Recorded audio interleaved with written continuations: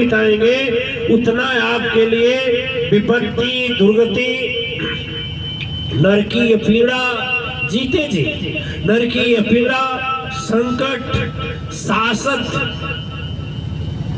और बुद्धि को क्या करेगी? कुमति करेगी। मन में बैठा हुआ यह मन बड़ा चालबाज खेल खेलता है। सदगुरु के पास जाने के बाद, शांति पाने के बाद, संकट निकलने के बाद भी मन को दौड़ाता है और तरह तरह का बहाना बनाता है।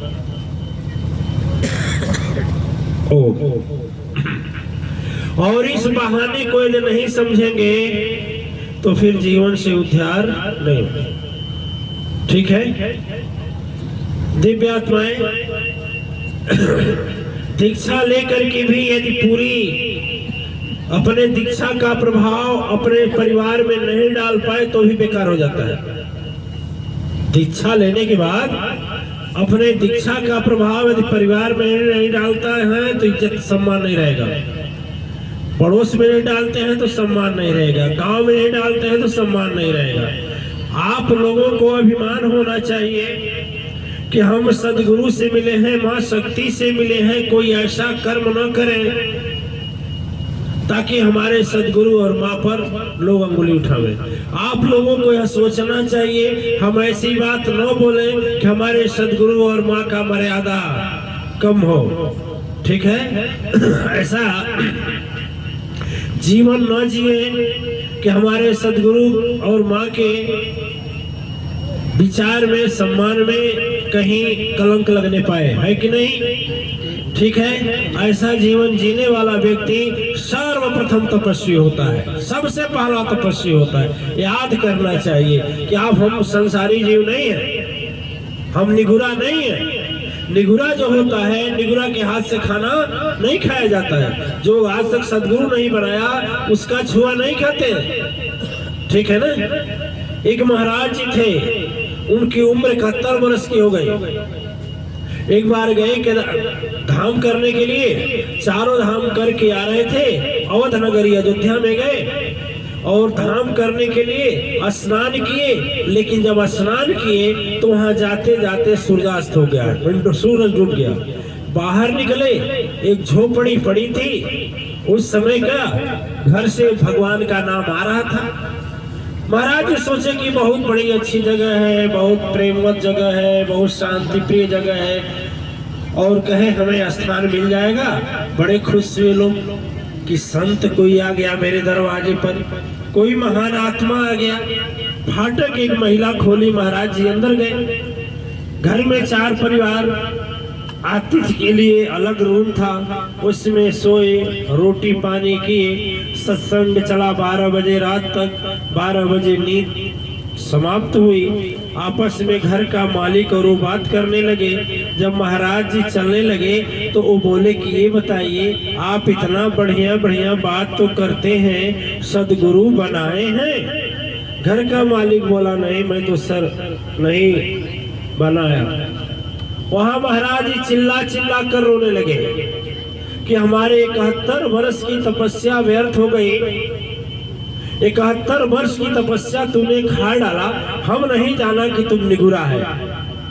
यदि निगुरा होता तो फिर हम तुझसे क्या करते? भोजन तुम्हारे घर की रोटी नहीं खाते।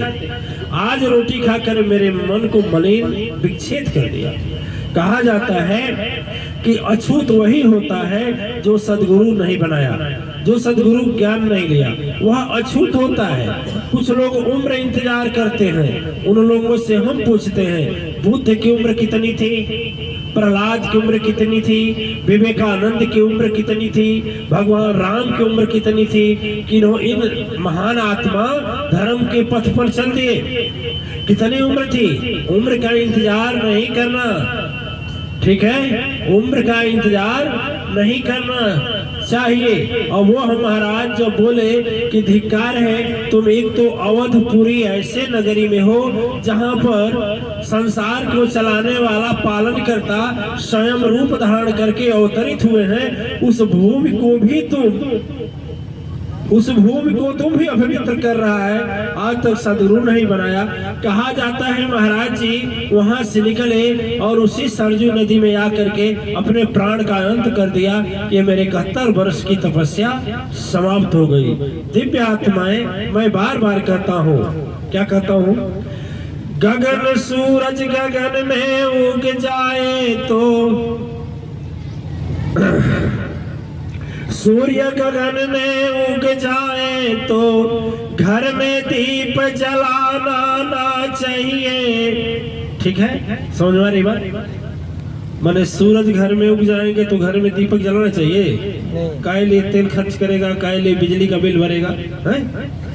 अरे यदि दिया जलाएगा तो मिट्टी का तेल खत्म होगा, और यदि बल्ब जलाएगा तो बेहयात मीटर बढ़ेगा है? दोनों बेकार है।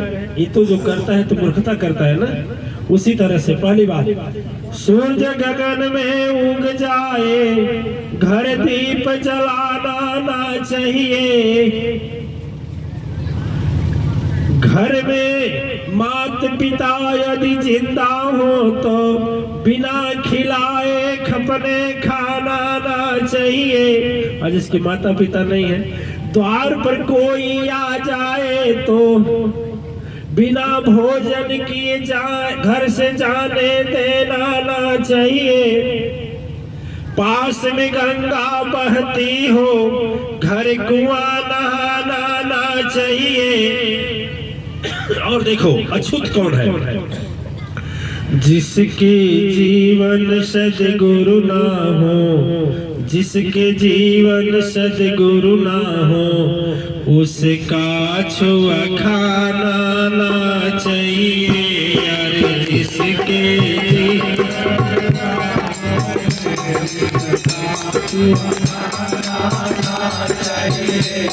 उसका छुआ खाना ना चाहिए, उसका छुआ खाना ना चाहिए।